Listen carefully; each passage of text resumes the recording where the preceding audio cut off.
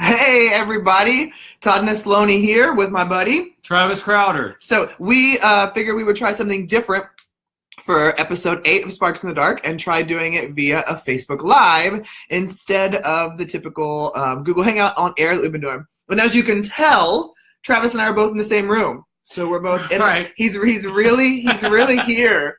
Right. So tomorrow, Todd and I are going to be in Greensboro, North Carolina at the North Carolina Middle Level Conference.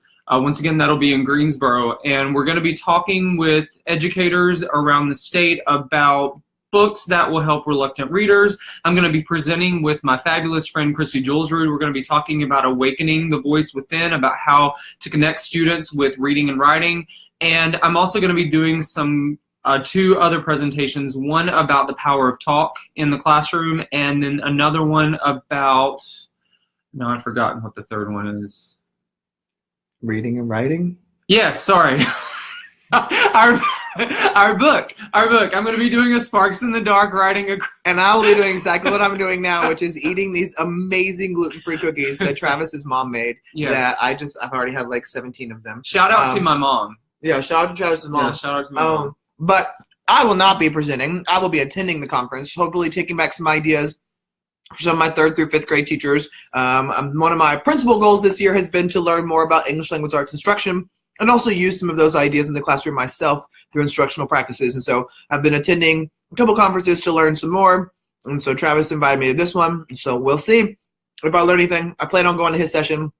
So I'll let everybody know if it's legit. Thank you. I appreciate that. The conversations outside of it are pretty legit. But we wanted to come on today to share with you some instructional ideas for English language arts that either we have used and really enjoyed, or some things that we've struggled through, and just kind of have a really open and honest conversation about some language arts instruction. For those of you who don't know, my background is typically in math instruction, and so this year I've really been pushing myself to not only learn about English language arts strategies and tips and tricks of the trade, but I've also been putting that into practice. So more than just learning, I have been going into classrooms and teaching. And so I have taught 2 3rd grade classrooms and 2 1st grade classrooms. And I was reminded that I love my 1st graders, but I don't want to be a 1st grade reading teacher. But I love the 3rd grade ones, and I've got a 4th grade and 5th grade lesson coming up this week. So amazing. We'll be sharing some ideas with you, showing some resources or not resources, what are those things called? Notebooks of student work, so you can actually have some takeaways. Absolutely. Feel free to jump in at any time. Okay, all right. So as most of you already know, and if you don't know, I'm a 7th grade English language arts teacher, and I also teach social studies. One of the things that Todd and I have always connected over, and we've held many conversations about, has been, how is it that we connect students with reading and writing? How is it that we get them to participate in the act of reading, and how do we get them to participate in the act of writing? How is it that we stimulate their interest? How is it that we inspire them not just to read and write in our classrooms, but to do that beyond the walls of our schools? And we've had a lot of honest conversations, I think, between the two of us, and we've also had some honest conversations with our colleagues. What is it that you do? What is it that you try to do to inspire your students to be readers and to be writers? So I'm going to talk a little bit about 2 lessons that I've done this year, but actually they're very recent. They're actually within the past several weeks. One of the things that I've tried to do a lot with students, especially in my 7th grade classroom, and I do work with students in several different venues, but in my own classroom, I want them to try to learn how to see texts talking to one another, and that's been something that we've talked about a lot in the past several weeks. How do 2 texts talk? So one day for a mini lesson, I gave them 2 poems, and the first one was, I don't know if you can see it, but the first one is Mother to Son by the brilliant Langston Hughes, and then the second one was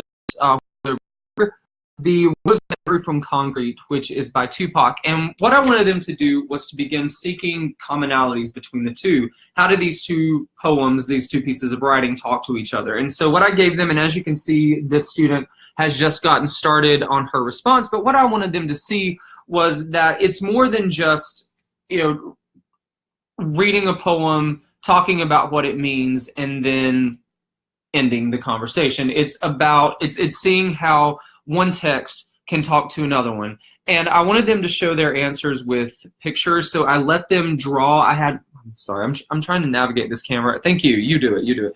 I'll be Vanna. Thank you. Great job for you. What I wanted them to do is answer 3 questions, and I let them draw their answers if they wanted. I have no idea what this one is from this student, but my first question was, what things do you see that are common? And this isn't the exact question. We're doing this very, very extemporaneously. Oh, we'll define that word later for those of you that are like me that have to go look that word up that he just used. Okay, you can be quiet now. What I wanted them to do was seek what things were common between this poem and the other one, and I let them draw their answer. This is another student's I was going to say, you had a really good example earlier when we were talking about him. Yeah, you know what I find really interesting about this right is I love that I think one of the best things you can do with poetry, because poetry tends to be something that is very scary for kids.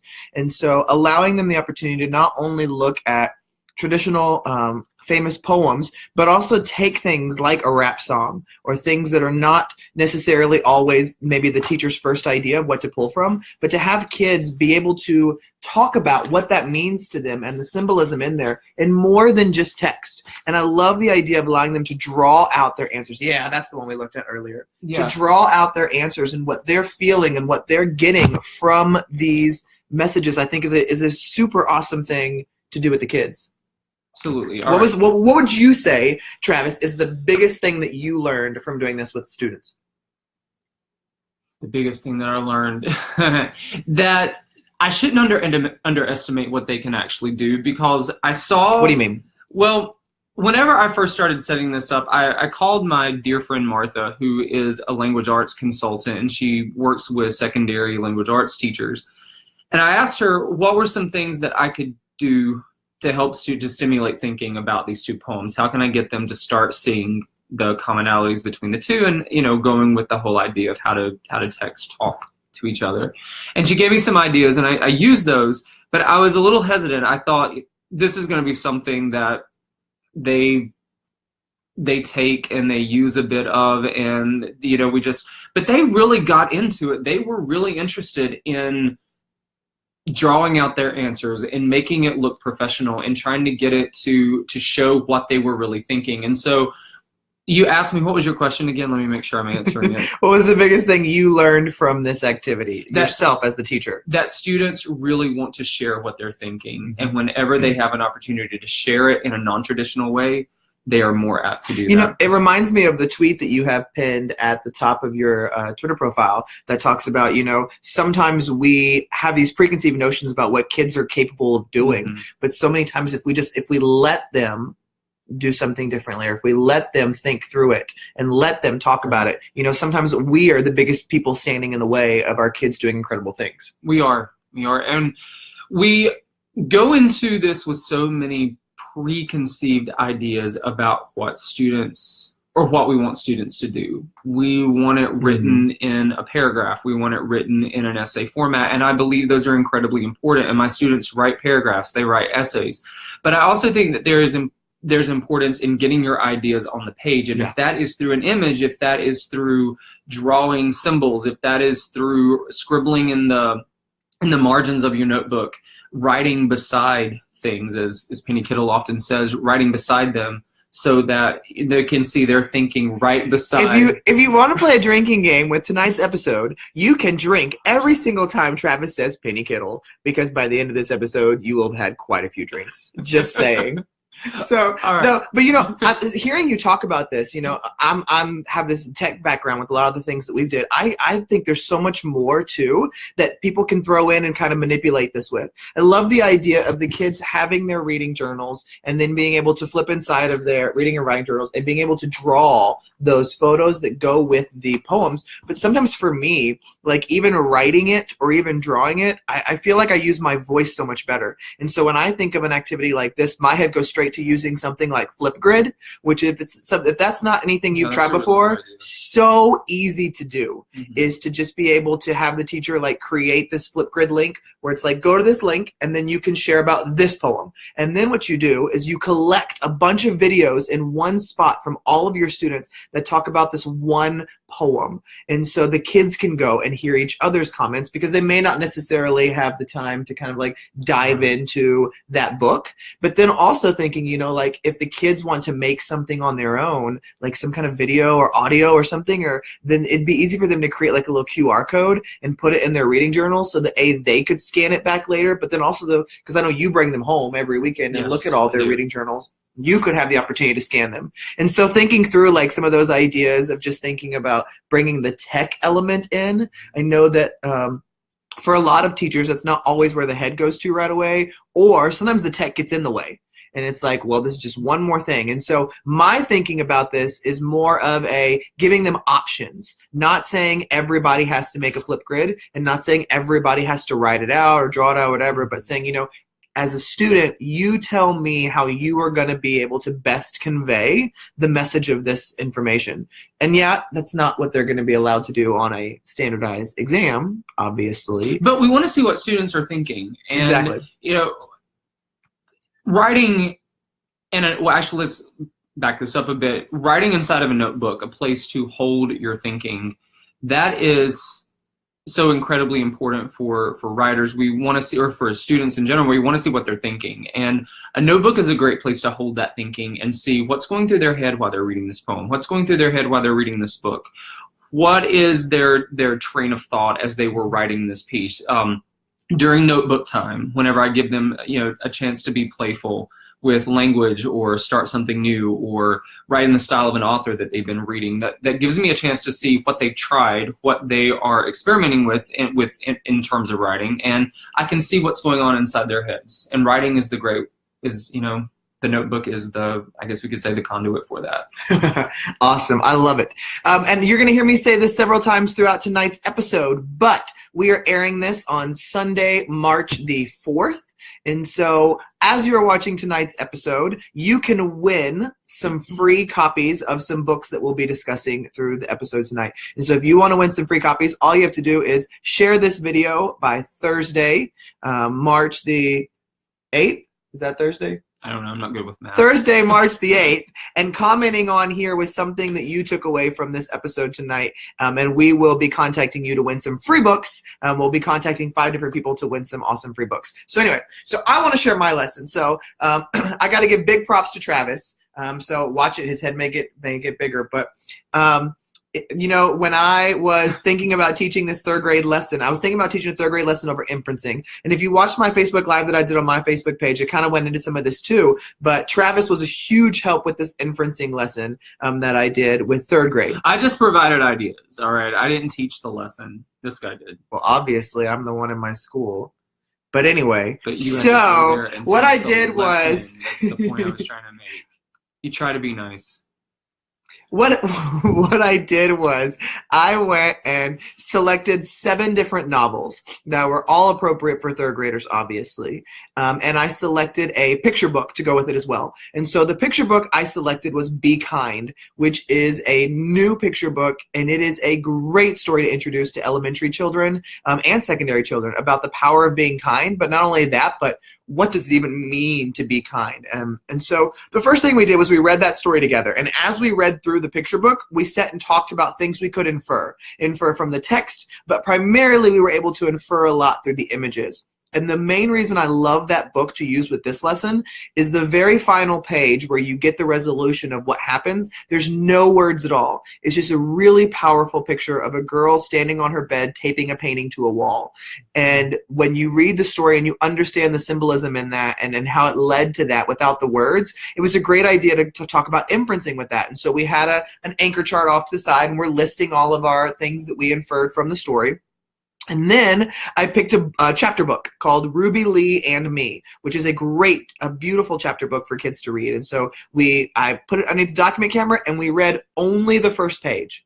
And so we read through the first page, and I talked about how when you have to think about what can you read between the lines? It's not a prediction, because a lot of the kids in third grade think an inference is a prediction, like what's going to happen next.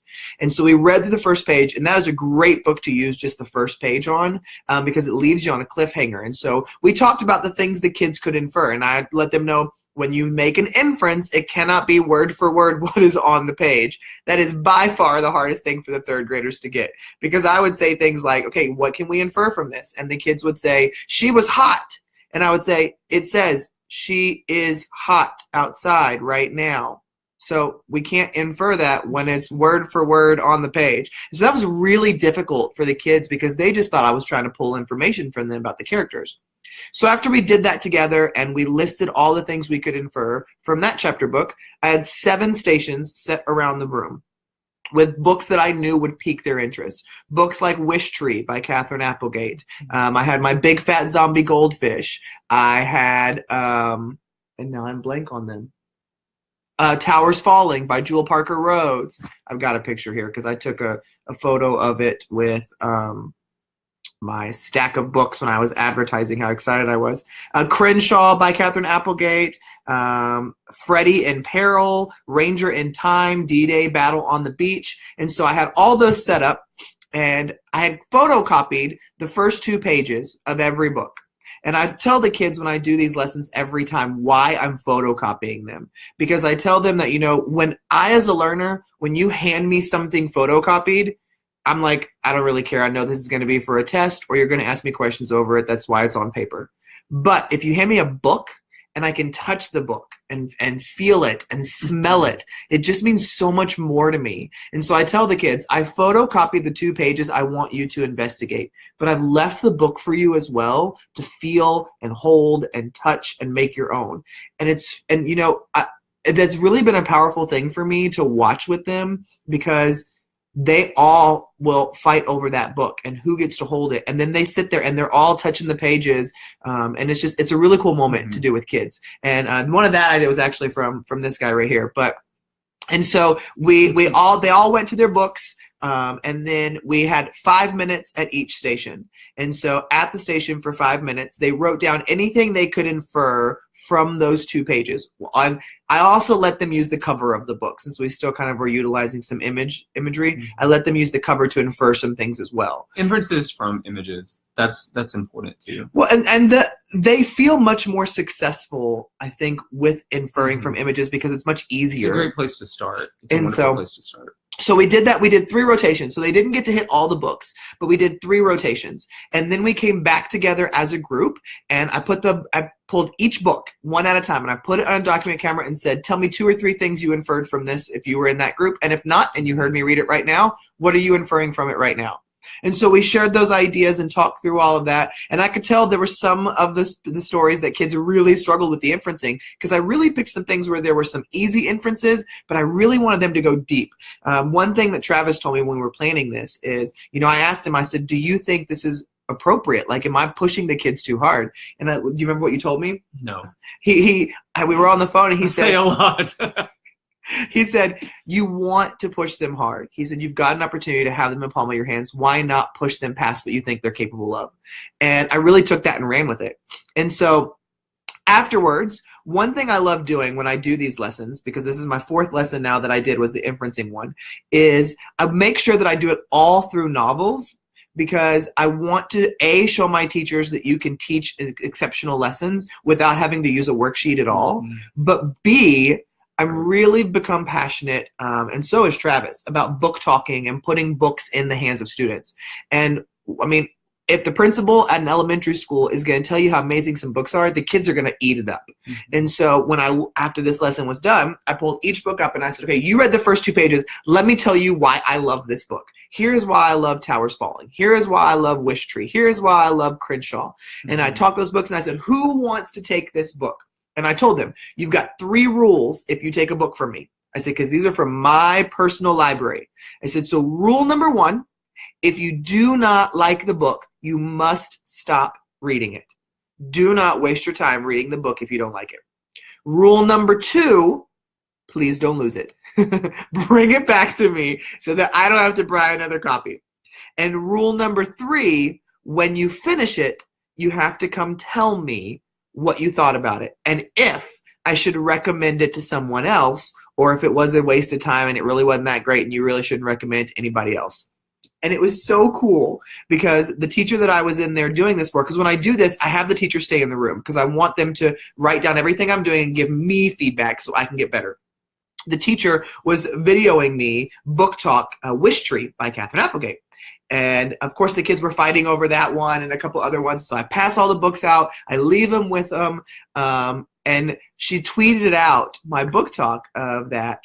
And Katherine Applegate today tweeted back that she hopes the little girl that reads it loves it. And so I messaged the teacher. I was like, did you see the tweet? And so she messaged me. She said, yes, I'm going to pull her aside tomorrow and I'm going to show her that the author tweeted her. And so she said, I'm going to record her talking about what she loved about the book and send it back to Katherine Applegate. So that was really cool. But my takeaway from this is, the inferencing and the using of the novels and all that and inspiring this love of reading that Travis does so exceptionally in his class, and he'll talk about that in a minute, just growing some of those non-readers.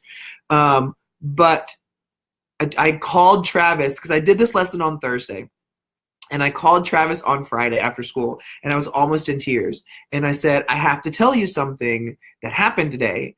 And I said, as an educator, reading Donald Miller's book, The Book Whisperer, and being on the principal advisory board for Scholastic and going through trainings and talking about the research behind independent reading and the power of reading and book talks and everything like that, I hear it all the time. But for the first time, I got to experience something that I've never experienced before, because I book talked all these books in that class on Thursday. Friday at 3:15, right when we were getting out, a girl ran up to me with Ruby Lee and me, and she said, I finished it. And I said, the book I gave you yesterday? And she said, yes. She said, I stayed up late last night because I couldn't stop reading it. And then today I took it to lunch and I was reading it at lunch and I finished it. And I said, oh my gosh, did you like it? She's like, I loved it. It was so good. The grandmother was my favorite character because of this, this, this, and this. And I was like, oh my goodness. And it was like such a cool moment. Right, of course it was. Just to have Inspire that. reading. Yeah, because, we talk about that all the time with kids. But until you can see it yourself, it takes on a whole different life. And so I said, okay. I said, I'll take the book and I'll go recommend it to somebody else. And she said, but do you have a minute that we can go and pick another one out in your office? Because I've got a bookshelf with like 400 books. And I was like, yeah, let's go. And so we went and we sat in front of the bookshelf and I said, okay, I'll pick 5 books and I'll book talk them to you and you tell me which one stands out to you. And so I was book talking and book talking and book talking. And she was like, Ninth Ward, I want that one. So she took Ninth Ward by Jewel Parker Rhodes, which is a great story about Hurricane Katrina. But it was such a neat moment, too, because I went and told that teacher, and I said, oh, my goodness, that girl already finished a book. And she said, she's not the only one. She said, the boy I can't get to read anything. He's already 100 pages into Zombie Goldfish. And she said, and the girl reading Wish Tree, she is reading in the bus line, waiting for the buses to go today because she couldn't put it down. And it was such a neat, special moment for me as an administrator that I'm like, okay, I've got all these ideas now that I want to do with book talks and going into rooms and giving them out. And, I want to talk about something, though, with you, Travis, is, and I know what your answer is going to be, but I want the people out there to hear. Okay. When I shared this lesson idea, another educator made the comment to me because I taught a 3rd grade lesson the week before.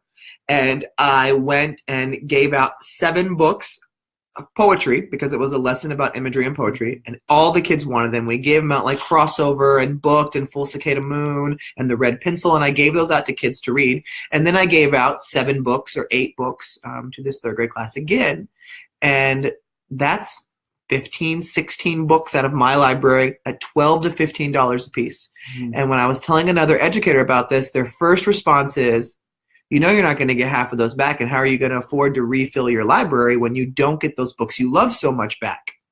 And so my question to you, and I already know what your answer is going to be, but I know that you probably heard something like that too. Mm-hmm. Because when you build your own library in your classroom, you run the risk of books being adopted by a student and not returned, right, or returned damaged, mm-hmm, or come back years later. So what is your response if an educator were to say that to you? And then I'll tell you my response that I had with him. I'm going to go to the quote that the point of a library is not to get a book back, is to get a reader back. Mm-hmm. So and I can't remember, I had the person on the tongue now who said that, but I am more concerned that the student who has either always loved books and comes back to me for yet another book, or the student who came to me as a self-proclaimed non-reader and says, I want to be, they tell me that they can't, find the book, or they come back and they've lost it, or it's damaged or something. My response to that is I would much prefer to get them back, because if I get the book back, I may not get the reader back. But if I get the reader back, I'm happier at that point. And that's the exact response I had. Because I think so often in so many educational environments, we focus so much on the what if we don't get these supplies back, whether it's technology or books or manipulatives, that sometimes we don't put them in the kids' hands, and then we take away these brilliant learning experiences. And for me, I can buy another book. I can't buy a kid a reading life. And so that was my response to the educator is, I can buy another book, and if not, I'll get a donor's choose, or I'll ask for a Christmas gift for a gift card to Amazon or something. It's like I would, and it's the exact quote you said, I'd rather lose a book than lose a reader. And I work in a very Title I environment, and I know that the power that lies within books, and I know that books, in addition to being something that will increase your educational knowledge, period, just by reading, it gives you an escape, and it allows you to be somewhere other than what could be a scary place for you. And so for many of my students, the more I talk about these books, that's the more I'm finding is that they want books that they can connect with the characters. So characters that are reflective of them, characters that come from different environments and overcome adversity and reflect their religion or their skin color or any of those kind of things. But they want characters that they can connect with, that they don't feel alone necessarily in what they're going through. And on top of that, though, a good story. I mean, there's nothing better than sitting down with a book and getting lost in a great story. And when students come back to me year after year and they tell me, or week after week, and they hand back in a book, and their comment is, this was so good.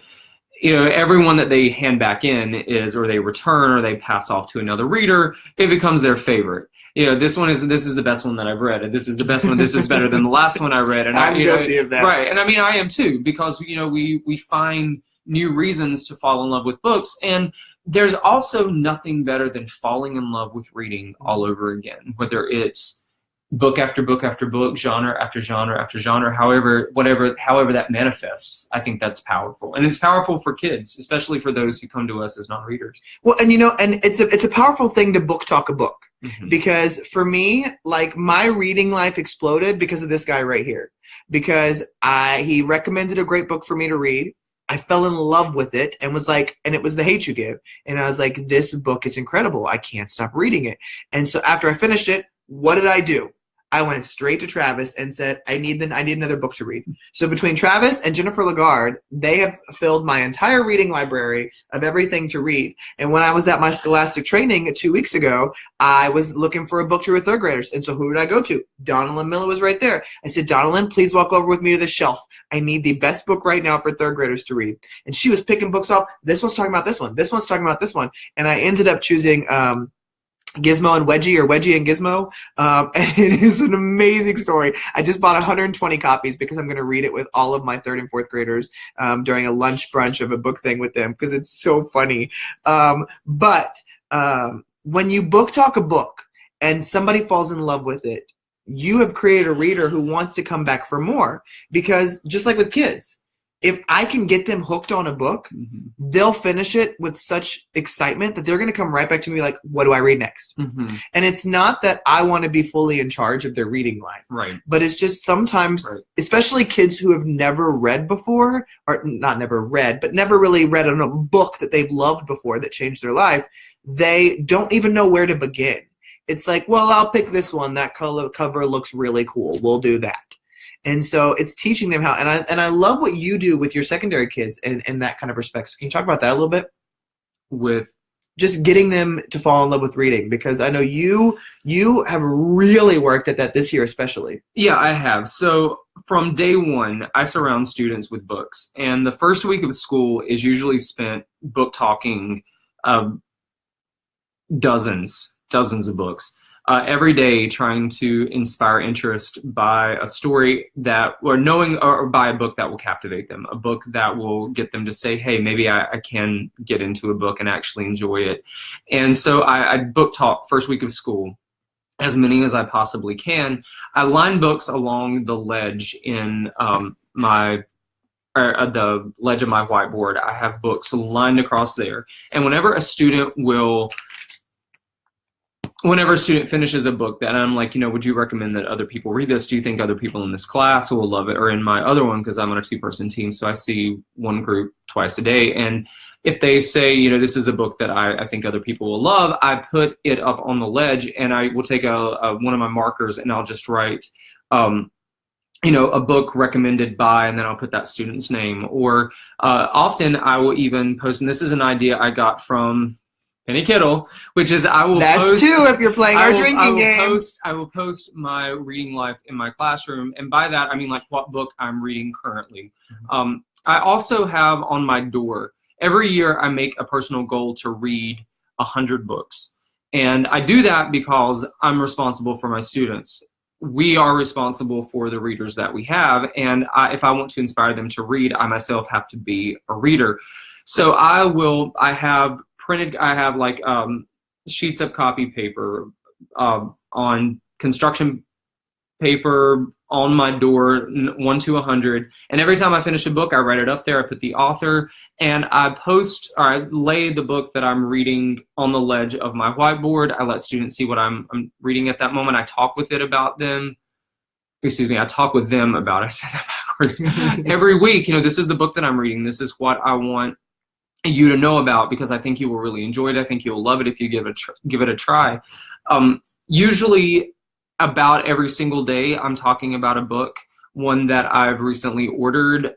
Sometimes I do talk about books I haven't read, and I'm usually upfront and honest about that. I haven't read this book, but I think you might like it because it's about, and then I give them the synopsis as I understand it. I try to get them to use Amazon, actually, to go to Amazon and type in the title of a book, and I teach them how to use suggested reads, or customers who bought this also bought, and show them how to do that and teach them how to look through the different books. I have something posted in my classroom that Mr. C's library should include, and then it's on a huge piece of chart paper, and I just let them list the books that they want. Every day in my classroom, I have a non-negotiable 20-minute independent reading time, which is when I go around at a conference with students. So my students are surrounded by books all the time. They're surrounded by reading all the time. I model good reading habits for them. I talk about my reading life. I encourage even their parents to come in and talk about what they're currently reading. If there's a book that you love, come in and talk to us about it. We'd love to have you. So show them the journal that you have with this kid, the back of it. Oh, okay. So this is a student who came to me at the beginning of this year, and she said, I am not a reader. Her mom said she's not much of a reader. And even after several weeks in my classroom, when I noticed the student, she was reading, she was participating in the act of class, but I could tell that this wasn't something that she was genuinely interested in. It was about a month into school when her reading life exploded, and she went from a person who read 4 books last year. This is her reading life from this year. This page and sticky notes as well. So these are the books that she wants to read, or she's checked them off as she's read them? Yeah, she's, because when I do book talks, they have a to-read page in their notebook, and they write down the titles of books that they really like, or ones that they think that they'll be interested in, and then she checks off the ones as she reads them. But the ones on the sticky notes, she has these are also ones that she's read, because she has a what I have read, and these are what I have read as well. So she's really keeping track of her reading life. It's really organized, and I'm really proud of this young lady. She's got it going on. So we wanted to come, on this podcast that we're doing and this video that we're doing now, Travis and I both wanted to create something that was more than just interviews with educators or authors, because we've done some of those and they've been fantastic experiences. The Dusty Bowling one was amazing. Jennifer Lagarde's amazing. And Brad Gustafson and Tiffany Brad's Jackson. Tiffany's was great. And my favorite still has been our diversity on episode 3 with Lynn Colan, Dana Boyd, and Stephen Lampkin. But all been amazing. We really wanted to make this about reading and writing because that's where our passion is. And so we wanted to have a space where not only where we interview people who we feel like are thought leaders or people who are really making a difference in the field, but we also want to make sure that we take time. We did an episode a couple episodes ago where all we did was share some of our favorite books that we were reading right now. And with us planning some ideas and me being elementary and Travis being secondary, we really want to take some time too to share with you, like we did tonight, some language arts lessons that you can take into your class. So I'll share with you what I did in my first grade room. And my buddy Stephen Lampkin helped me out with this one, but it was about multiple meaning words in first grade. And so I used, we played a game of match. So the kids got into groups and there were cards that matched up that had 2 pictures but the same English word. And so they would flip them over and try to find the match. And that's how we kind of opened the lesson they'd had some pre-lessons over multiple meaning words. So I was in there on like day 2 of it. And then they got Amelia Bedelia books. And I broke them up into groups, just kind of like I did with third. And they went through the Amelia Bedelia books and tried to identify all the multiple meaning words they could on a little sticky note. And then we took our sticky notes and put them up on a piece of chart paper at the front. And we talked about all the multiple meaning words that we were able to find in those books. And so it was just another way to bring some reading in. So I want to share with those of you who may be listening that may be even younger than third grade, a way that you could take a really quick lesson and still utilize text and books that kids can use instead of just being able to hand them out some worksheets with a passage they have to read and answer multiple questions. I really do admire that about what you've done with your elementary age students, which is prove to them that even young students can interact with the text. Even elementary age students, third grade and younger, can grab a book. They can grab any text. And without filling in a worksheet, filling in the blank, matching, they can extrapolate from the text. They can make meaning from it. They can talk to each other about it. They can mark on it. I feel like that's such a powerful lesson, not just to the students, because but to the educators you're working with, and to everybody who's watching this, even to me, that there's so much power in handing them something, handing them a book and saying, all right, let's read and talk about this. And sometimes with what we're trying to do in a class, we can't always give every single kid a book to hold. But I think having that book available is important. So even if we need to make copies of a certain page, because we're all talking about the same thing and every kid needs their own copy, I think being able to have that book at the front of the room is still pretty powerful. Absolutely. So go for it. I want you to share one more thing before we end up, and it was that genre thing. I want you to share that too. All right, so this is an idea that I adapted from Laura Robb. If you've not read anything by Laura Robb, she's an amazing author, educator, and professional development leader. But I decided that I was going to ask students, we were all going to unite around a common theme. And I asked students to choose a book that they felt would be related to overcoming an obstacle. And I encouraged them and challenged them to read nonfiction, but I still had some students who wanted to read fiction, which was okay. I really did open it up to that choice. But what I had them to do as they were getting, trying to wrap their head around the ideas in the book, they were trying to, make meaning from it and track their thinking, was I wanted them to talk about what the obstacle was, the main obstacle that the character or the individual in the book had to overcome. And then I wanted them to track that character or that individual's journey to overcoming the obstacle. So what this student did was I also encouraged them, okay, will you hold this? You're the great person with this. What I wanted them to do is I don't want them just whenever they do things in their notebooks, I don't want them just to write it down and that's where it ends. I want them to make it their own, and I want them to make it meaningful. So what I encouraged them to do was, and I did this in my notebook as well, was to draw an image or choose something that they felt was powerful and put that on one side, or have it cross, on this 2-page spread that they had, let it go across onto the other page. But then around that or beside that or wherever it was, start tracking that character's journey from, I'm having to do things backwards here. Track that character or that individual's journey toward overcoming the obstacle. And this is what she's working toward right here. This is the obstacle. I have another one here that I thought was pretty powerful. This is from a student who was such a non-reader when he came to me at the beginning of the year. And his comment to me was during a reading conference that I was having with him. I said, what is a goal that you have for yourself for this school year? And this was back in September. He said, I want to love reading. And I think that's a good lesson for all of us. I think kids want to love it more than we give them credit for. They want to enjoy it. They just don't know how. He now loves it, and he's really gotten into poetry. And he read the book Loving versus Virginia. Oh, I love this drawing. Yeah, and he decided that he wanted to show this powerful image, which is straight from the cover of the book, but, still like an artist. So I'm glad he did that. But he started taking it and started tracking the journey to this side where he shares the obstacle that the characters, actually the individuals, had to overcome. I'm just going to show it's my notebook. Here.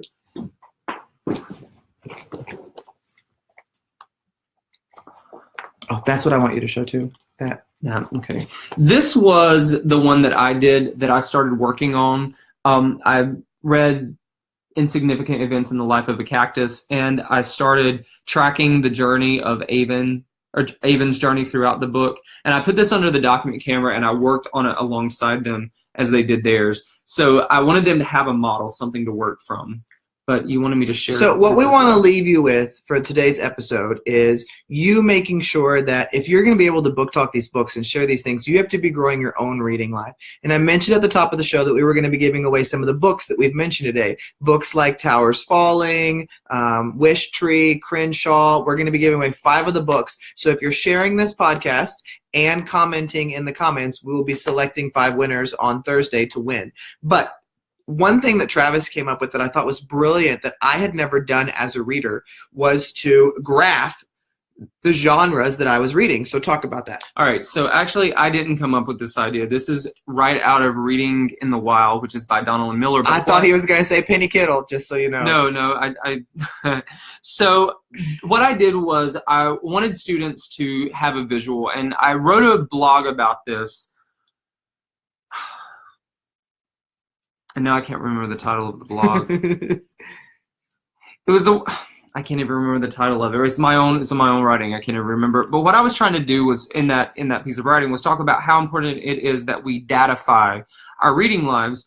Visuals are great, and they work for us as adults, but they also work for us work for our students. So what I had students do is I gave them a copy of this handout. We pasted it inside of their notebooks. And then they went to the genre. So right here, this is my reading life. So realistic fiction, I've read, realistic fiction. There we go. All right. So I've read all of these books, and I can't even see what number is that. 18? 11? 11. All right. So I've read 11, and this was as of January, so I haven't updated this in a while, but I've read this many realistic fiction books. Because Todd and I have been working on a book together, the amount, and this is the purple bar right here, the informational books that I had read, we were digging through research, we were digging through other professional materials, and I was using that for inspiration. I was also using that, what have other people said about this? How can I use that as a springboard for our ideas? So I was reading a lot of that. But what I wanted to do was see where are the gaps in my reading life? What am I not reading? And so I wanted students to see that too. What are you not reading? And how can you use this as a way to say, all right, this is what I haven't read. And I challenged them to pick the 2 genres that they hadn't read in, that they felt they were most likely to read in.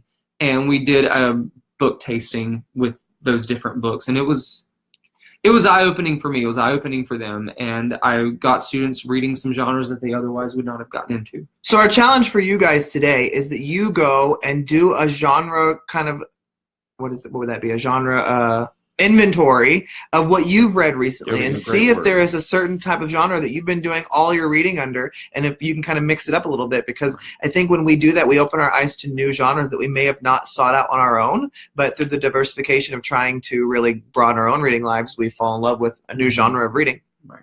So we hope that you guys have enjoyed our episode 8 of Sparks in the Dark.